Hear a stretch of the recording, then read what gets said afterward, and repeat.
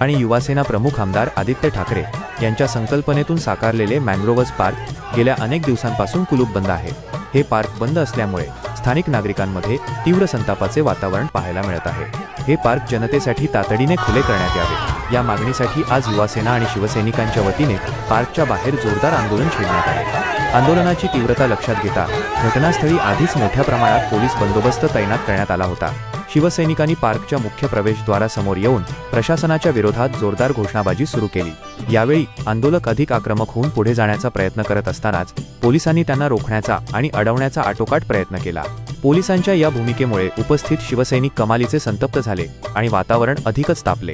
या दरम्यान पोलीस आणि आक्रमक शिवसैनिकांमध्ये जोरदार ढकलाढकली आणि मोठी झटापट पाहायला मिळाली। काही काळ या वादामुळे संपूर्ण परिसरात कमालीचा तणाव निर्माण झाला होता। पर्यावरण संवर्धन हीच आपली जबाबदारी असल्याचा पुनरुच्चार करत शिवसैनिकांनी यावेळी प्रशासनाचा तीव्र निषेध केला। आता या तीव्र आंदोलनानंतर तरी प्रशासनाला जाग येणार का आणि हे पार्क सर्वसामान्यांसाठी कधी खुले होणार याकडे सर्वांचे लक्ष लागले आहे।